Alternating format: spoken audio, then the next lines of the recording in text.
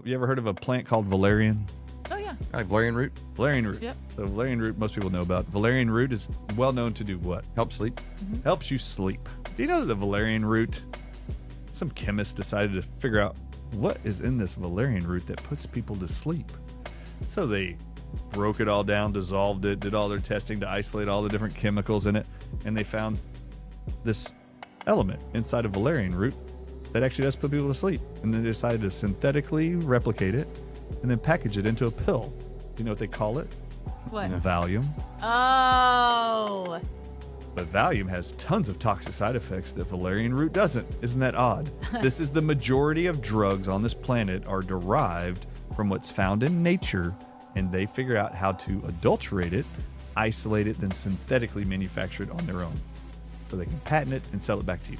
What happens sometimes, and in fact it's happening more often than we would like, and there's a lot of stuff being written by the people that look into medical journal articles. But these pharmaceutical companies will have written for them ghost articles, they call them. And what they'll do, they'll get this company that writes articles that looks just like beautiful medical articles, with all the graphs and charts and numbers and references, and they'll write this article without any authors for the study because they wrote it. And then they'll go to an oncologist that's very well known and they say, wouldn't you like to put your name on this article? And if you do, it's going to be in a very prestigious journal, New England Journal of Medicine or some oncology journal that's very prestigious. And so a lot of these people are tempted because this puts their name even further out front. So they'll say, yeah, put my name on there. And so they'll put a string of names on the article who had nothing to do with writing it, had nothing to do with the study, and they'll end up in a very prestigious journal. Well, these journals they choose are the ones that affect how doctors behave, how they treat patients. So they'll read this article not knowing it's a ghost article, and they said, gee, they've gotten tremendous responses, and there's hardly any complications.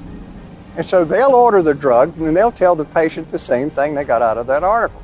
There's hardly any complications. Patients are doing very well, and there's a good chance that this could cure you. And it's not an independent article. It's not an independent article, and the doctor's been tricked, and the patients have been tricked. I owned a retail pharmacy that would bill insurance carriers. If you come into my pharmacy, if your grandma comes in and she tries to fill a prescription, I'll give you metformin. My cost on metformin is roughly $2. I would sell her metformin for $4. As soon as she discloses that she has insurance, I have a gag clause. I am not allowed to tell her my cash pay price. I swipe her insurance card, Blue Cross, whatever it may be, boom, copay $10. And she gets her medicine, I charge her $10. Immediately when I swipe that card and I enter all that in the computer, I get a $7 clawback. Where does it go? It goes to the PBM. So you give it, like, I could have saved her $6, but I can't disclose to her that. And now the money, the profits, I make less money, she pays more money, and the money goes back to the big insurance companies.